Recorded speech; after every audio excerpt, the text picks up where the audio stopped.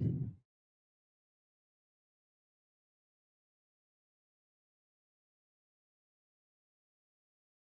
Friends, Chandra classes के YouTube channel पर आप सभी का स्वागत है। मैं हूं रविकांत पांडे। अभी तक हमने पिछली कक्षाओं में थिंकर्स के बारे में पढ़ाई किया और अभी मैक्स वेबर को हम लोग पढ़ रहे हैं। मैक्स वेबर का एक मुख्य पार्ट अभी बचा है, एक सिद्धांत जो धर्म का सिद्धांत है। आज हम उस पर बात करेंगे, उस पर डिस्कस करेंगे। देखेंगे कि धर्म के सिद्धांत में मैक्स वेबर ने क्या कहा है।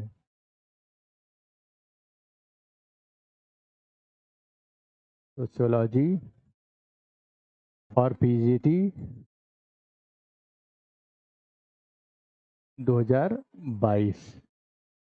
Max weber.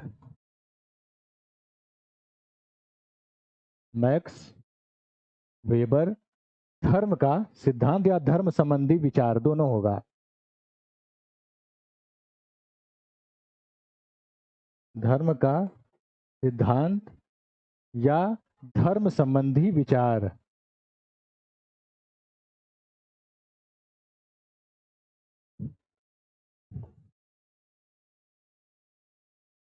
अब देखिए, धर्म को लेकर के बहुत सारे विद्वान अक्सर बोलते रहते हैं, और जो भी थोड़ा सा भी अपने आप को पढ़ा लिखा पाता है, मैं उन विद्वानों की बात नहीं करता हूँ जो एक दार्शनिक के रूप में, एक विद्वान के रूप में स्थापित हो चुके हैं। मैं उनकी बात नहीं कर रहा हूँ।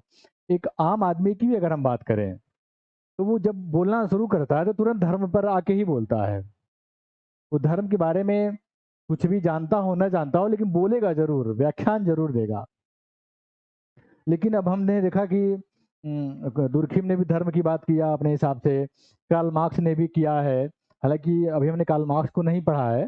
जब कार्ल मार्क्स को हम अगली कक्षाओं में जब पढ़ेंगे तो हम विस्तार से उनके बारे में पढ़ेंगे। लेकिन यहाँ हम मैक्स वेबर के बारे में पढ़ रहे हैं, तो मैक्स वेबर का जो धर्म संबंधी विचार उत्पन्न होता है, वो कार्ल मार्क्स के जो धर्म संबंधी जो उनकी व्याख्याएं हैं, उसके अगेंस्ट, उसके प्रतिवाद में शुरू होता है। आप जब कार्ल मार्क्स के सिद्धांत को पढ़ेंगे तो वो धर्म की बड़ी आलोचना किए हैं, और धर्म को अर्थ से जोड़ करके देखते हैं। और ये कहते हैं कि अर्थ के कारण ही सारी चीजें इस दुनिया में विद्यमान हैं, स्थापित हैं, प्रगतिशील हैं, गतिमान हैं। वो एक सूत्री कार्यक्रम उनका है, कार्ल मार्क्स का, कि हर कारण के लिए एक ही कारक, अर्थ। यानी सब धन 22 पसेरी। बिहार में एक लोकोक्ति है, इसका यूज करते हैं लोग, कि सब धन 22 पसेरी। तो इनका क्या है कि हर कार्य का कारण अर्थ को मान लेते हैं। तो ये कहते हैं कि जो धर्म है वो क्या है, अर्थ पर टिका हुआ है। धर्म की भी ये आर्थिक व्याख्या करते हैं, अर्थ के अनुसार देखते हैं। लेकिन और कहते हैं कि दुनिया में हर जगह जितने भी देश हैं, जितने भी देशों में जो भी धर्म चल रहे हैं, सारे धर्म अर्थ पर टिके हुए हैं। फिर मैक्स वेबर जब आते हैं, तो मैक्स वेबर भी एक बहुत बड़े विद्वान माने जाते हैं। चाहे समाजशास्त्र हो, चाहे समाजशास्त्र के बाहर भी हो, बहुत बड़े ज्ञानी माने जाते हैं। इन्होंने इस बात को जब पढ़ा कि अर्थ ही है जो सब कुछ निर्धारित करती है, अर्थ ही है जो धर्म को भी निर्धारित करती है, ऐसा कार्ल मार्क्स ने कहा है, तो इस बात से डिसएग्री करते हैं। और क्या करते हैं कि दुनिया के तमाम देशों में यात्राएं शुरू कर देते हैं। हर देश के जिन जिन देशों में ये गए, उन देशों के धर्मों का इन्होंने अध्ययन किया, और इनकी बात को देखा कि कहाँ इनकी बात सत्य साबित हो रही है, कहाँ इनकी बात गलत स्थापित हो रही, साबित हो रही है। तो ये अ, हर लगभग कई देशों में यात्रा किया, लेकिन 6 मुख्य धर्मों का इन्होंने अध्ययन किया। वो मुख्य धर्म कौन कौन से हैं, उसका जिक्र हम यहाँ करेंगे। पहला है हिंदू, दूसरा है मुस्लिम यानी इस्लाम,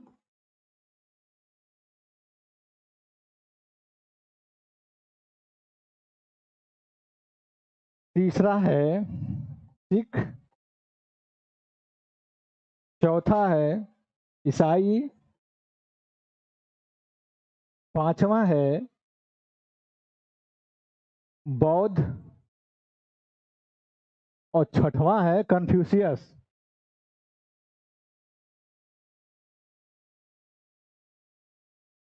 कन्फ्यूशियस, ये शायद बौद्ध नहीं, यहाँ पे ये यहूदी है, सॉरी।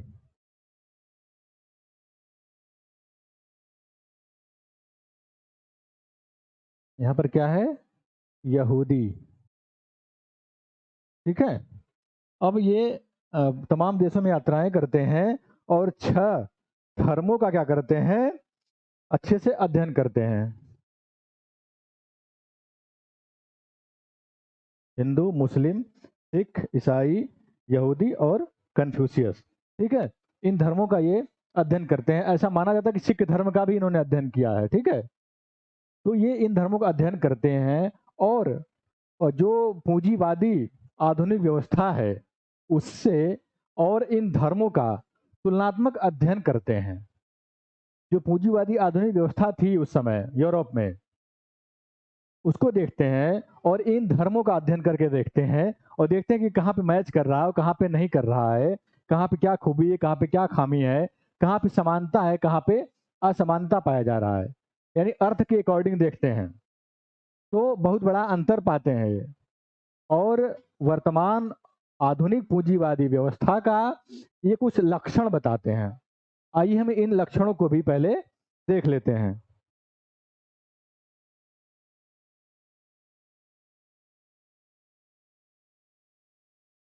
पहला लक्षण क्या बताते हैं? आधुनिक पूंजीवादी व्यवस्था का लक्षण। आधुनिक पूंजीवादी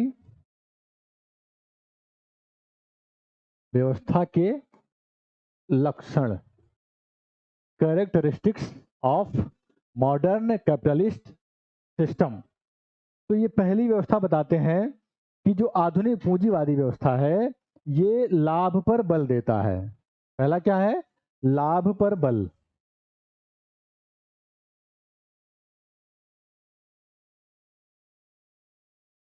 लाभ पर बल। अब देखिए, जो हिंदू धर्म है, जो इस्लाम है, जो ईसाई है और कन्फ्यूशियस है, बौद्ध है, बहाई है, पारसी, जितने भी आप धर्मों को देखेंगे वो धर्म क्या करते हैं?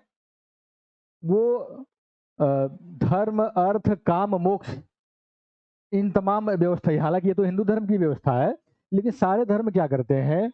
एक नैतिकता की बात करते हैं, समाज को सही व्यवस्था देने की बात करते हैं, समाज कैसे सुचारू रूप से चलता रहे उस चीज की बात करते हैं। वो अर्थ पर आकर ठीक नहीं जाते हैं। सिर्फ अर्थ के अकॉर्डिंग सारी चीजों को वो नहीं देखते हैं। जिस तरह से यहाँ यूरोप में देखने को मिला कार्ल मार्क्स को, मैं अभी आगे बताऊंगा आपको। कार्ल मार्क्स ने ये जो आधुनिक पूंजीवादी व्यवस्था को देखा और जो अर्थ के अकॉर्डिंग सारी चीजों को देखा और बताया कि सारे धर्म अर्थ पर टिके हुए हैं। इसकी बात मैं बताऊंगा कि उन्होंने कहाँ से इसको पाया और इस बात को पूरे दुनिया पर थोपा। अभी आप जब इस आगे मैं जब बताऊंगा तो आपको लगेगा कितना हल्का उनका अध्ययन था कार्ल मार्क्स का। आगे बताऊंगा इसको मैं। अभी मैं इनकी बात कर रहा हूँ कि ये कैसे तुलना करते हैं और क्या क्या अंतर पाते हैं। तो जो वर्तमान आधुनिक पूंजीवादी व्यवस्था थी वो क्या थी? वो लाभ पर बल देती थी। अर्थात आपने किसी को कुछ पैसे दिया है तो क्या करिए, आप उससे अधिक पैसे लीजिए। जैसे आप देखते हैं गांव में क्या है, सूद पर लोग पैसे, ब्याज पर लोग पैसे बांटते हैं। जब आदमी हर जगह से हार जाता है, कोई उसका रिश्तेदार, कोई सगा संबंधी कोई काम नहीं आता है, वो बैंक से लोन नहीं ले पाता है, तब क्या करता है? कुछ गिरवी रखने की बात करता है या कहीं से ब्याज लेने की बात करता है, ब्याज पर पैसे लेने की बात करता है। यानी जब बहुत मरा हुआ कंडीशन में होता है तब वो ब्याज पे पैसे लेने की बात करता है। और ऐसे में क्या करता है? जो ब्याज देने वाले लोग होते हैं, ब्याज पर पैसे देने वाले लोग होते हैं, वो उसके अवसर का फायदा उठा करके कमाने लग जाते हैं। आपने एक दोहा सुना होगा कि दुर्बल को न सताइए जाकी मोटी हाय, मुई खाल की श्वास सो सार भस्म हो जाए। जब किसी की आह लगती है ना, तो आप कुछ भी हो, आपको भस्म होना पड़ता है। आपने पुराने ज़माने में देखा होगा, जो लोहार होते थे, जो लोहे का काम करते थे, कुदार, फरसा, खुरपी, हँसिया, तमाम चीज़ों को बनाया करते थे। आपने देखा होगा उनके पास एक भाथी होती थी चमड़े की, और उसमें एक डंडा लगा होता था, और डंडे में रस्सी लगी होती थी। रस्सी को ऐसे से खींचते थे, ऊपर नीचे करते हैं, और वो भक भक ऊपर नीचे आता जाता है, वहाँ से हवा निकलता है, और वो लोहे को पिघला करके एकदम लिक्विड कर देता है। तो वहीं से कबीरदास जी दोहा निकालते हैं कि दुर्बल को न सताइए, जिनको आप गरीब समझ करके, कमजोर समझ करके, असहाय समझ करके, पीड़ित समझ करके उसको दबा रहे हैं, शोषण कर रहे हैं, तो ये आपको और नुकसान करेगा। दुर्बल को न सताइए, जाकी मोटी हाय, उसकी हाय बहुत मोटी होती है, जो दुर्बल होते हैं, गरीब होते हैं। और क्या करती है? दुर्बल को न सताइए, जाकी मोटी हाय, मोई खाल की श्वास सो सार भस्म हो जाए। जिस तरह से मोई खाल, वो चमड़े का खाल, मतलब किसी उसका ट्यूब, जो बड़े बड़े टायर वगैरह होते हैं, उनके ट्यूब से बनता है वो। तो कहते हैं मुई खाल की श्वास हो। एक मुई खाल होती है वो, जिससे उसके जो सांस निकलती है, जो हवा निकलता है, उससे क्या होता है कि लोहा भस्म हो जा रहा है। लोहा जैसी मजबूत चीज जब भस्म हो जा रही है, तो हम आप क्या हैं? तो गरीबों की आह लगती है। लेकिन हमारे यहाँ लोग क्या करते हैं, जो सूद पे ब्याज पे पैसे देते हैं, वो इन गरीबों को अपना औजार, अपना हथियार बना के उनको यूज करके अपना आर्थिक लाभ बढ़ाते हैं। अब आप कहेंगे सर सब तो बढ़े जा रहे हैं। आपको लगता है कि वो बढ़े जा रहे हैं, लेकिन उनके जब परिवार का आप अध्ययन करेंगे ना, तो बड़ी बड़ी बुरी स्थिति होगी। लड़का पागल होगा, लड़की पागल होगी, कोई न कोई 2-4 ठो रोगी होंगे घर में, तमाम प्रॉब्लम होगा। खैर हम दर्शन में नहीं जाना है हमें, लेकिन एक बात बताना है। तो क्या करते हैं ये लोग, अमीर लोग जो होते हैं, जो बड़े लोग होते हैं, क्या करते हैं, गरीबों को ब्याज पे पैसा दे करके और उनसे चूस करके क्या करते हैं, अमीर बन जाते हैं। तो जो वर्तमान आधुनिक पूंजीवादी व्यवस्था थी, वो लाभ पर आधारित थी। और जो परंपरागत व्यवस्था थी हमारे यहाँ या विश्व में कहीं भी, वो इस चीज को मान्यता नहीं देती है कि आप अगर किसी के सुख दुख में खड़े हो रहे हैं, तो उससे आप अधिक पैसे की डिमांड करें, अधिक धन उगाही करें। वो इस चीज का अलाउ नहीं करता है। लेकिन आधुनिक पूंजीवादी व्यवस्था इस बात पर जोर देती है कि अगर हमने आपके मुसीबत में 2 रुपए दिया है, तो हमें वो 4 रुपए चाहिए, 6 रुपए चाहिए, 8 रुपए चाहिए, 10 रुपए चाहिए। अभी मैं बताऊँ, एक दोस्त था, मेरे पास आया, उसने बताया कि कहा कि भैया मैंने एक बुलेट, उस पे रेहन रखना एक होता है, क्या उसका मेरे यहाँ रख करके गया है वो आदमी अपना 50,000 रुपए पे, और मैं 50,000 रुपया उसको दिया हूँ, उसका बुलेट भी रखा हूँ, और 10% मैं ब्याज भी लेता हूँ पर मंथ उससे। और मैंने उससे कहा कि यार 6 महीने तक तुम मेरा ब्याज नहीं दे पाते हो, तो इसका डबल ट्रिपल पता नहीं क्या हो, बताया अपना, मैं समझ नहीं पाया, मैं जरा इसे समझता नहीं हूँ। डबल ट्रिपल कर देंगे, और अगर 6 महीने तक तुम नहीं दे पाए, तो बुलेट भी हमारी, और जो तुमसे जो पैसा जो तुम्हें दिया है वो तो मैं लूंगा ही अपना, और बुलेट भी तुम्हें नहीं दूंगा। तो इस तरह के भी लोग हैं, यानी लाभ पर केंद्रित हैं। क्या रिश्ता है, क्या संबंध है, क्या अपनापन है, कुछ काम नहीं आता है। सिर्फ क्या है, लाभ पर बल। ये आधुनिक पूंजीवादी व्यवस्था की पहली विशेषता है, जिसमें लाभ पर बल दिया जाता है। दूसरा आप देखेंगे कि उत्पादन जो होता है, वो उपभोग के लिए नहीं होता है। उत्पादन जो भी किया जाता है, वो लाभ हेतु नहीं किया जाता है, उपभोग हेतु किया जाता है। सॉरी, गलती हो गई। वो जो उत्पादन होता है ना, वो लाभ के लिए किया जाता है, उपभोग के लिए नहीं किया जाता है। दूसरा क्या है, उत्पादन लाभ हेतु, न कि उपभोग हेतु।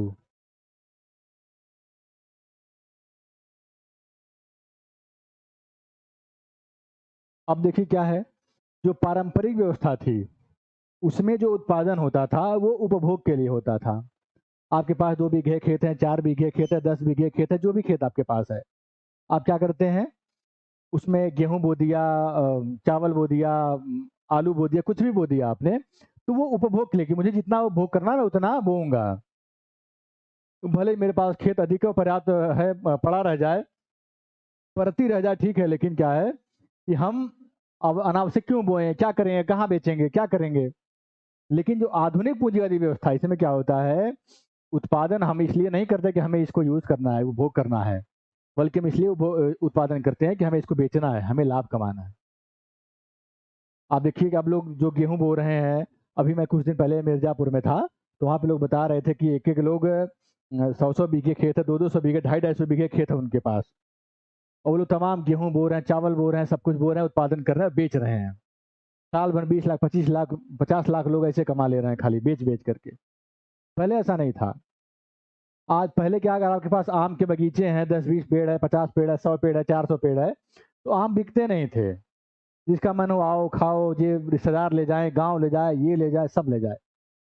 लेकिन आज क्या है, अब हर आदमी क्या हो गया है, लाभ पर केंद्रित हो गया है। जो भी बगीचे हैं, उसमें फल लग गया तो उसको आदमी रखाता है 24 घंटे और फिर व्यापारी को बुला-बुला कर उसको बेचता रहता है। किसी भी फील्ड में आप देखिए, चाहे कृषि हो, चाहे फल हो, चाहे फूल हो। आप देखिए फूल की अच्छी खासी वो खरीदारी बिक्री होती है, खेती हो रही है। तो कोई ऐसा चीज़ नहीं है जो सिर्फ़ उपभोग पर आधारित हो, सब क्या है, लाभ पर आधारित हो चुके हैं। इस आधुनिक पूंजीवादी व्यवस्था में, जबकि परंपरागत व्यवस्था में ऐसा कुछ भी नहीं हुआ करता था। अपनी रोटी मिल बाँटकर खाओ वाली तकनीकी थी, पद्धति थी, सिस्टम था। हम सबके सब हमारे, इस फ़ॉर्मूला पर लोग कार्य करते थे। जो हमारा है वो आपका है, जो आपका है वो हमारा है। सुख बाँटे दुःख बँटाएँ वाला कॉन्सेप्ट था। लेकिन वर्तमान समय क्या है, सिर्फ़ लाभ पर आधारित है, सिर्फ़ धन पर आधारित है। आपसे हमारा क्या रिश्ता है, आप हमारे क्या हैं, इससे कोई मतलब नहीं है, हमें सिर्फ़ पैसा।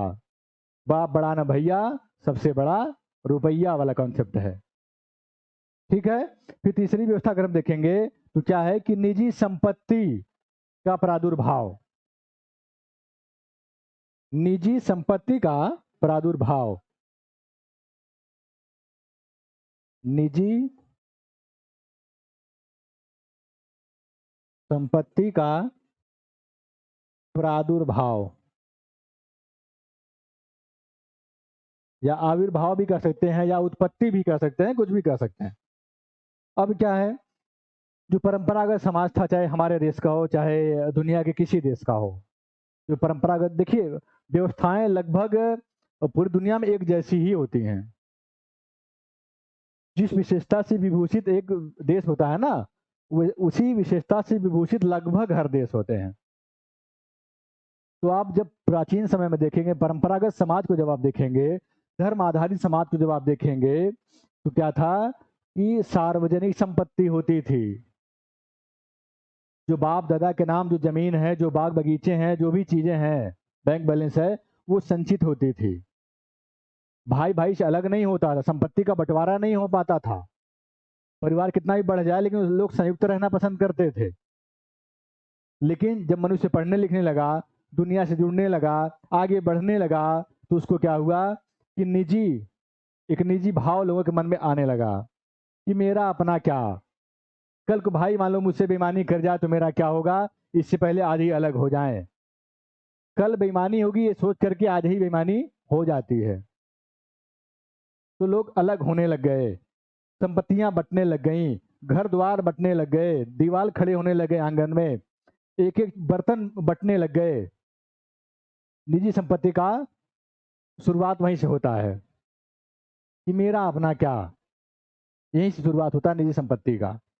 आज अगर आप देखें, तो जब संयुक्त परिवार टूटा, एकाकी परिवार आया, तो निजी संपत्ति का भाव तो वहां पर आया ही। लेकिन अगर आप ध्यान से देखें, अगर सूक्ष्म अध्ययन करें, तो निजी जो एकल परिवार है, उस एकल परिवार में भी मेरा अपना क्या वाला कॉन्सेप्ट आ गया है, मेरा अपना क्या वाला भाव आ गया है। पति अगर लाखों रुपए कमा रहा है, वो आईएएस है, पीसीएस है, असिस्टेंट प्रोफेसर है, पीजीटी है, टीजीटी है, सफाई कर्मी, कहीं भी कोई भी नौकरी अगर वो कर रहा है, चाहे आरोही से आरोही में देख लीजिए, चाहे अवरोही से आरोही में देख लीजिए, कहीं भी देख लीजिए आप, कोई भी नौकरी उसके पास हो, उसकी पत्नी कहती है कि मेरा अपना क्या हो, तो मेरा पति कमा रहा, मैं थोड़ी कमा रही हूँ। मुझे कभी कभी बड़ा ताज्जुब होता है। एक मेरी दोस्त थी, उससे थोड़ा सा परिवार में उसके विवाद हो गया, तो वो तलाक लेना चाहती थी। तो मुझे फ़ोन की थोड़ा सा डिस्कस करने के लिए कि मैं लूँ कि ना लूँ। तो जब मुझसे बात करना शुरू किया उसने, तो मैंने उससे पूछा, कही कि मेरा पति कमाता है, अपनी सैलरी ला करके अपनी माँ को देता है, मुझे नहीं देता है। मैंने कहा कि वो उसकी माँ है, तुम्हारी सास नहीं है वो? कही हाँ मेरी सास है वो। हमने कहा तो फिर क्या दिक्कत है अगर सास को देता है तो? कही नहीं, मेरा पति वो मुझे दे, मेरी सास को क्यों दे रहा है वो? शादी मेरी उससे हुई है, मैं उसकी मालकिन हूँ। हमने कहा देखो तुम्हारी ये बहुत छोटी सोच है। आज तुम उसकी मालकिन हुई हो, जिस माँ ने उसको पाला पोसा पढ़ाया लिखाया आगे बढ़ाया, उस माँ का उस पर कोई हक नहीं है। वो नौकरी पाया तब तुम उससे शादी की हो, अगर वो नौकरी नहीं पाता तुम शादी उसे नहीं कर रही, तब तुम्हारा पति वो नहीं होता। तो जिस माँ बाप ने उसके लिए इतना किया है, अगर वो अपने माँ बाप को पैसा दे देता तो उसमें क्या बुराई है, पहली बात। और दूसरी बात ये है कि कोई भी सरकारी नौकरी वाला हो चाहे प्राइवेट नौकरी वाला हो, अपनी सैलरी पूरी की पूरी निकाल करके घर नहीं लाता है। अब पूरी सैलरी अकाउंट में पड़ी रहती है, जितनी ज़रूरत होती है उतनी उतनी सैलरी उतना पैसा निकालता है, काम करता है, निकालता है, काम करता है, ये कॉन्सेप्ट होता है। फिर मैंने कहा कि ये बताओ, तुम्हें गिफ्ट मिलते हैं तुम्हारे बर्थडे पे, एनिवर्सरी पे? कही हाँ। हमने कहा साड़ी वाड़ी तमाम अच्छी चीज़ें, अच्छे ब्रांड की साड़ियाँ, हाँ सब मिलता है, सूट भी पहनने की आज़ादी है। मैंने कहा जीन्स टी शर्ट पहनती हूँ? हाँ वो भी पहनती हूँ मैं। तो कोई दिक्कत? कहीं नहीं। हमने कहा बाहर घुमाने तुमको ले जाता है? उसने कहा ले जाता है। हमने कहा खिलाता पिलाता है? उसने कहा हाँ खिलाता पिलाता है। करवा चौथ पे गिफ्ट देता है? हाँ वो भी देता है। हमने कहा जब सब कुछ तुम्हें कर ही रहा है तो फिर क्या दिक्कत है तुम्हें, परेशानी किस बात की है कि तुमको सैलरी नहीं देता है? अरे थोड़ा वेट करो, जिस दिन उसकी माँ को ये लगेगा कि नहीं मेरी बहू बहुत अच्छी है, वो माँ खुद कहेगी बेटा आज से घर की जिम्मेदारी तुम्हारी है, अब तुम चलाओ, मैं बुढ़ी हो चुकी हूँ, मैं नहीं निभा पाऊंगी। तुम वहां तक आने का इंतजार तो करो, वहां तक तुम्हारे पास सब्र नहीं हो पा रहा है। मैंने कहा तुम्हारा एक भाई है, तुम्हारे भाई की पत्नी अगर आ जाए तो तुम अपने मम्मी को खुद फोन करके कहोगी मम्मी अभी आई है, उसको तुरंत घर की चाबी मत दे देना, पूरा मालिकाना मत दे देना, अभी उसको वेट एंड वॉच करो। तो तुम्हारा ये कॉन्सेप्ट चलेगा। और तुम यहाँ आई हो तो तुम्हें सारा जिम्मेदारी तुम्हारी सास सौंप दे, ऐसे दोहरा चरित्र कैसे काम चलेगा? मैंने उसको समझाया, बहुत सारी बातें हुई, समझाया उसको, लगभग महीनों फोन करती रही, समझाता रहा उसको। फिर क्या हुआ, उसका परिवार अंततोगत्वा बच गया, अब दोनों प्रेम से रह रहे हैं। फिर एक दिन फोन की तो कही कि अरे पांडे जी आपने बहुत सही किया, मेरा परिवार टूटने से बचा दिया। मैं बहुत नासमझ थी, मुझे दुनिया का, परिवार का, समाज का बिल्कुल ज्ञान नहीं था। और उसको घमंड इस बात का था कि मेरे बाप ने 4 व्हीलर दिया है, 10 लाख रुपए दिया है, तो मैं अब इसको खरीद खरीद चुकी हूँ। ऐसे नहीं होता है। तो क्या हुआ, निजी संपत्ति का प्रादुर्भाव होता है आधुनिक पूंजीवादी व्यवस्था में, जहां पत्नियां भी ये सवाल करने लग गई हैं कि मेरे पति का पैसा मेरे पति का है, ये मेरा नहीं है। ये हो गया है, निजी निजी भाव लोगों के अंदर आने लग गया है। कल को बेटा कह गए तो मेरे बाप का है, मेरा क्या है? बेटी कहेगी तो मेरे बाप का है, मेरा क्या है? तो यही जो मेरा वाला भाव है, यही क्या करता है, निजी संपत्ति का प्रादुर्भाव करता है। ठीक है। तो आधुनिक पूंजीवादी व्यवस्था की ये तीसरी व्यवस्था हमने देखा, तीसरी विशेषता हमने देखी। फिर अगला क्या है कि व्यावसायिक निष्ठा। व्यावसायिक निष्ठा, चौथा पॉइंट क्या है, व्यावसायिक निष्ठा। अब क्या है कि वर्तमान समय में, वर्तमान आधुनिक पूंजीवादी व्यवस्था में क्या है, जो कुछ भी है वो क्या है, व्यवसाय है। मैं अक्सर अपने लेक्चर में, कभी कभी मंचों पर ये बात मैं कहता हूँ कि दुनिया में सिर्फ दो ही चीजें हैं, एक राजनीति है, दूसरा व्यवसाय है। इस देश को सिर्फ दो चीजें चला रही हैं, राजनीति और व्यवसाय। दोनों का एकदम चोली दामन का संबंध है इस समय। आप देखिए, इस समय जब से बीजेपी आई हुई तब से देखिए अडानी लगातार अमीर होता चला जा रहा है, बहुत सारे ठेके मिलते चले जा रहे हैं अडानी को। कांग्रेस गवर्नमेंट थी तो अंबानी का पूरा एकदम चांदी था, कोई उनके आसपास नहीं ठहरता था। हालांकि दोनों ही बीजेपी जुड़े हुए हैं, जो बड़े लोग होते हैं किसी पार्टी विशेष के नहीं होते हैं, ये हमेशा जो पार्टी आती है उसी झंडा उठा लेते हैं। तो वर्तमान समय में क्या है कि व्यावसायिक निष्ठा आ गई है, व्यवसाय के प्रति निष्ठा। हर आदमी अपनी अपना व्यवसाय करना चाहता है। अब कोई पढ़ा लिखा हो चाहे अनपढ़ हो, घर बैठना नहीं चाहता है, घर बैठे का परिवार नहीं चल पाएगा। विवाह नहीं होगा, बच्चे नहीं होंगे, होगा तो हमेशा कलह बना रहेगा, क्योंकि सबकी अपनी जरूरतें, रोटी कपड़ा मकान वो चाहिए ही चाहिए। अगर आपने शादी विवाह किया है तो आपकी जिम्मेदारी आप उसको ला करके दीजिए, और नहीं ला पाएंगे तो बवाल होना तय है। यहाँ मैं लड़कियों को दोषी नहीं कह रहा हूँ, कोई महिला दोषी नहीं है। आप शादी कर रहे हैं, ला रहे हैं तो आपकी जिम्मेदारी है। जब उनका परिवार का भरण भरण पोषण करना आपका कर्तव्य है, जिम्मेदारी है। अगर आप नहीं कर पा रहे तो आप में कमी है, तो लड़ाई झगड़ा श्योर है। तो क्या करना पड़ेगा, कोई ना कोई व्यवसाय आपको करना ही पड़ेगा। तो व्यवसाय के प्रति निष्ठा भी जरूरी है। सिर्फ व्यवसाय स्टार्ट कर देना ही बहादुरी और महानता नहीं है, उसके प्रति निष्ठा होना चाहिए। आपने दुकान खोला है तो रोज सुबह 8 बजे पहुंच जाइए, रात को 8 बजे तक बंद करते हैं तो तब तक बने रहिए दुकान में। कस्टमर आए ना आए, आपको बने रहना, बैठे रहना है, कस्टमर का वेट करना है आपको। ऐसा नहीं 2 दिन आपने दुकान खोला, 2 दिन बंद कर दिया, काम नहीं चल पाएगा, रुक जाएगा। आपकी आर्थिक प्रगति क्या होगी, रुक जाएगी। पहले का समय नहीं रहा कि जब प्यास लगी तो कुआं खोद लिया, पानी पी लिया। अब क्या है, प्यास सबको लगेगी, ये उम्मीद है, इसको बनाए रखते हुए क्या करना है, पहले से व्यवस्था मेंटेन करनी है। भविष्य को सोच करके क्या करना है, वर्तमान में ही काम करना है। कल को आपको कोई अभाव न होने पाए, इसलिए आज ही क्या करना है, सारा भर के रखना है अपने पास। तो पहले ऐसा नहीं था।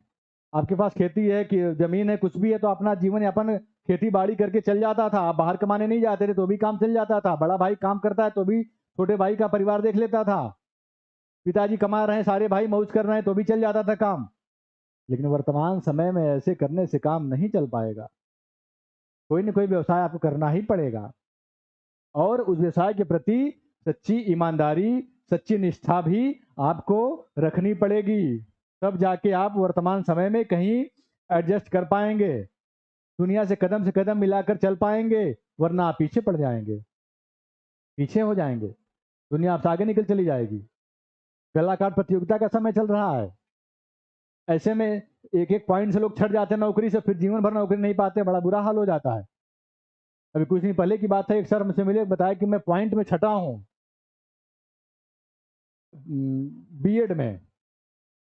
आज के 10 साल पहले एक बहुत वैकेंसी भरमार आती थी, 72,000 या 75,000 की वैकेंसी आई थी, उसमें उनका पॉइंट से रुक गया था। कहीं फिर पंडित जी हम उस तरह का ना पढ़ पाए ना नौकरी पा पाए, आज मैं प्राइवेट कॉलेज में पढ़ा रहा हूँ।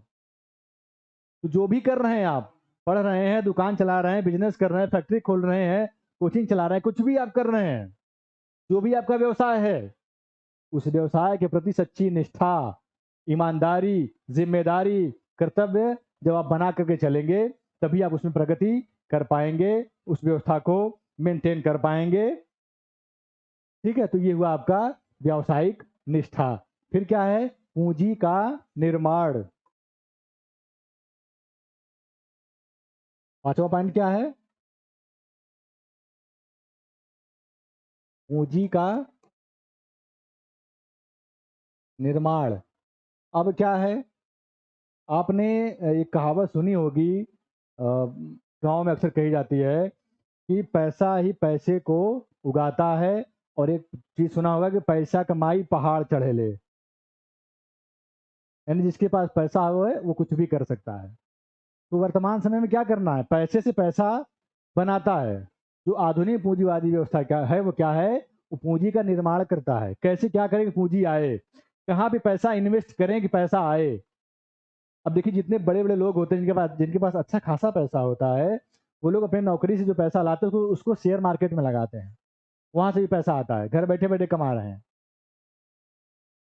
नहीं तो कोई दुकान खोल लिया, वहां भी बैठ रहे हैं, अपने भाई को बैठा लिया, कहीं ना कहीं क्या करते हैं, पूंजी के निर्माण की बात करते हैं।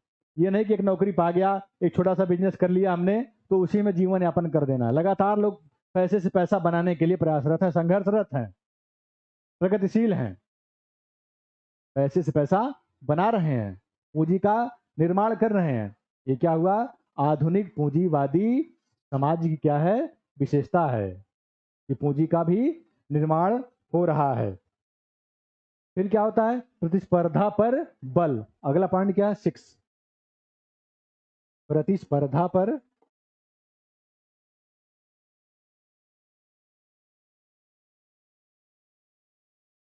क्या है, कंपटीशन।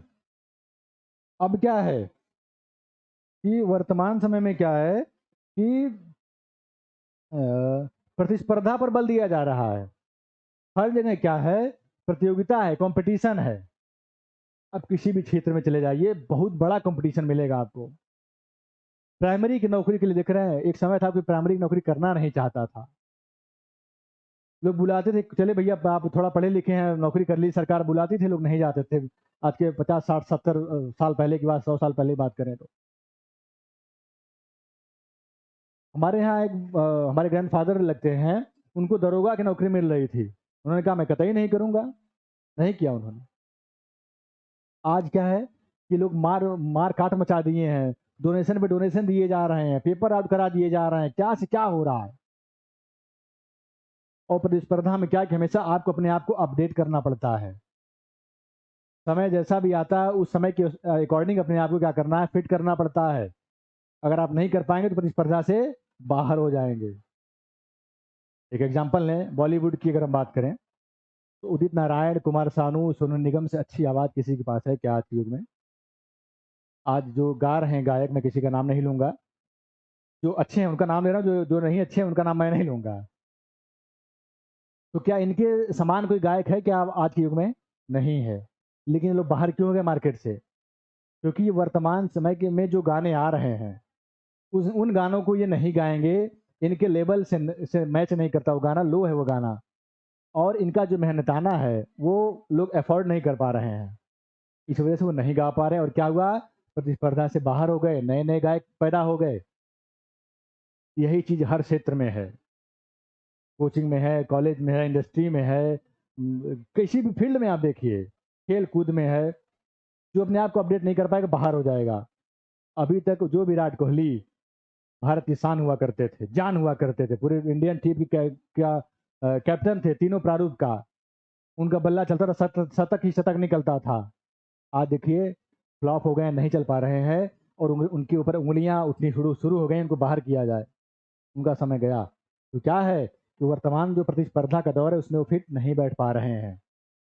तो जो फिट रहेगा, जो रचेगा वही बचेगा। जो समय के अकॉर्डिंग अपने आप को बनाता रहेगा वही बनेगा, जो नहीं बनाएगा वो क्या होगा, पीछे हो जाएगा। तो आधुनिक पूंजीवादी व्यवस्था जो है वो प्रतिस्पर्धा की बात करता है, प्रतिस्पर्धा पर बल देता है, प्रतिस्पर्धा की व्यवस्था बनाता है। आरंभिक समाज में, प्राचीन समाज में, परंपरागत समाजों में ऐसा नहीं था, कोई प्रतियोगिता नहीं थी। कोई बहुत आगे जा रहा है, जाने दो, हम जैसे हैं हम वैसे चलेंगे। कोई नहीं जा रहा है तो नहीं जा रहा है, कोई जा रहा है, जिसका जो मन था वो करता था। कोई देखा देखी कोई काम नहीं होता था कि फलनवा जा रहा है तो हम भी जाएंगे। लेकिन आज के युग में क्या है कि फला का बेटा वहां से पढ़ रहा है तो मेरा बेटा वहां पढ़ेगा। फला की बिटिया की शादी प्राइमरी टीचर वाले से हुई है तो मेरी बिटिया की शादी असिस्टेंट प्रोफेसर से होगी। ऐसा है, लोग कर रहे हैं। तो हर जगह प्रतिस्पर्धा है, प्रतियोगिता है।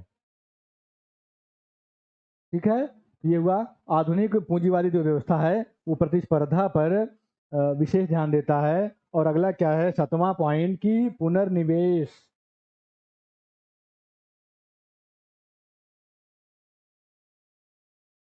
पुनर्निवेश में क्या है कि आदमी पुनः पुनः निवेश करता रहता है। पूंजी का निर्माण और पुनर्निवेश काफी मिलता जुलता है। पैसे को पैसे बनाता है और आदमी निवेश करता रहता है, इन्वेस्ट करता रहता है। वो कहीं चुपचाप बैठ नहीं जाता है, वो लगातार क्या होता है, कुछ ना कुछ करता रहता है, निवेश करता रहता है। तो ये था आधुनिक पूंजीवादी समाज के लक्षण। अब ये लक्षण जो धर्मों का अध्ययन किया मैक्स वेबर ने, उससे कहीं भी मैच नहीं कर रहा है। हिंदू धर्म धर्म अर्थ काम मोक्ष की बात करता है, ईसाई धर्म भी चर्च में जाने की बात करता है, और बौद्ध हो चाहे इस्लाम हो, कोई धर्म पैसे को बहुत प्रमुखता में नहीं रखता है। जब इन धर्मों का अध्ययन किया तो इन्होंने ये पाया, और तुलनात्मक अध्ययन किया तो इन्होंने पूंजीवादी समाज की व्यवस्था को बता दिया। फिर आगे ये बात करते हैं कि जो कार्ल मार्क्स बताते हैं कि अर्थ ही धर्म को डिसाइड करता है। ये बात उत्पन्न कहाँ से होती है, इस बात का अध्ययन करने के लिए मैक्स वेबर 16वीं शताब्दी में जाके देखते हैं 16वीं शताब्दी में क्या होता है कि जो आप देखेंगे जैसे हिंदू धर्म है, हिंदू धर्म, अब हिंदू धर्म में क्या है, 3 संप्रदाय पाए जाते हैं,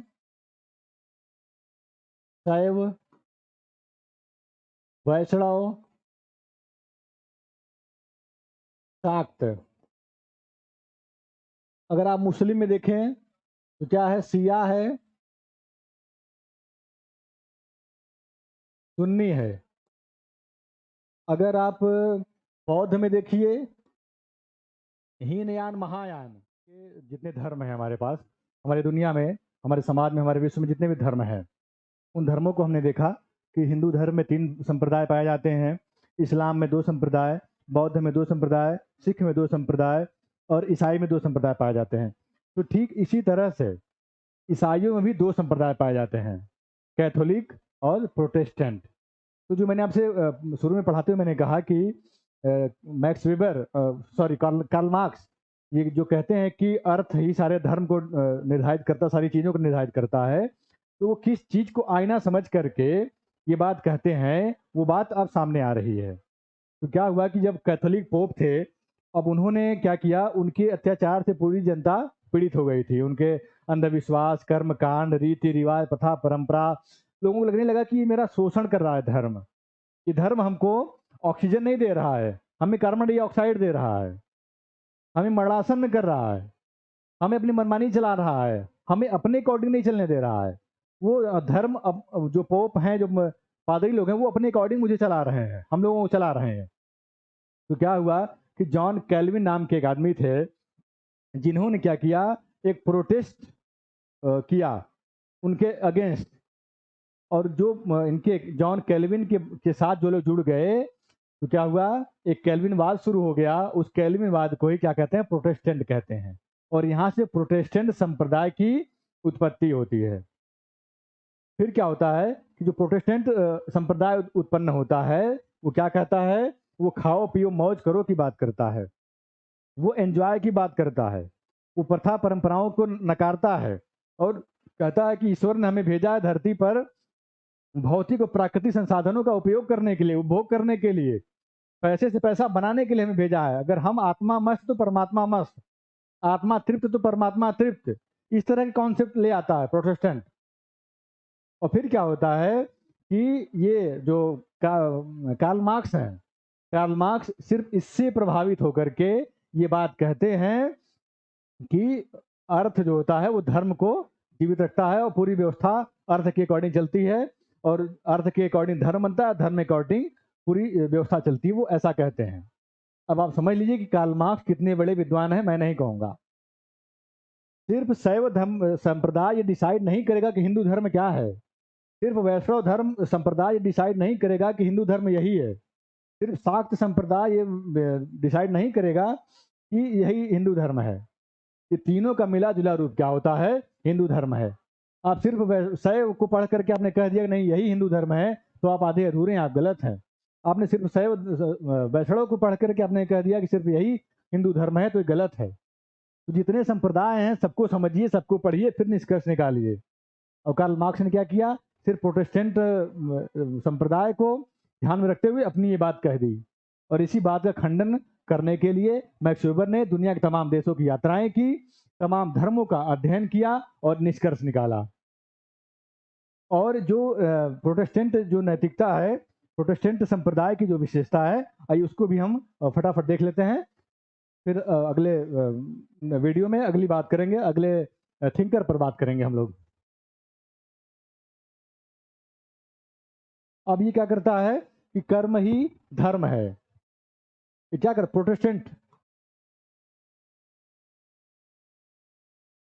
संप्रदाय की विशेषता,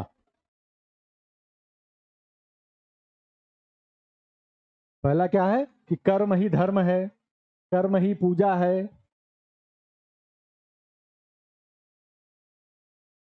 वे क्या कहता है कि कर्म ही धर्म है और कर्म ही पूजा है। आपका कर्म ही सब कुछ, आपको मंदिरों में, चर्चों में, मस्जिदों में कहीं जाने की जरूरत नहीं है।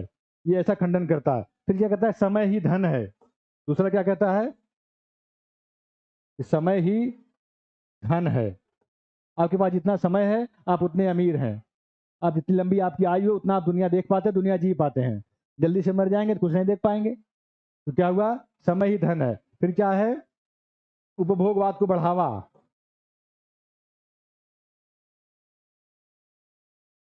उपभोगवाद को बढ़ावा। फिर क्या है? स्वस्थ रहें मस्त रहें। स्वस्थ रहें मस्त रहें।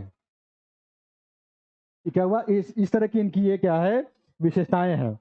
और ये भी क्या करते हैं कि लाभ पर अधिक बल देते हैं। किसी को आपने 2 रुपए दिया है तो उससे आप क्या लीजिए?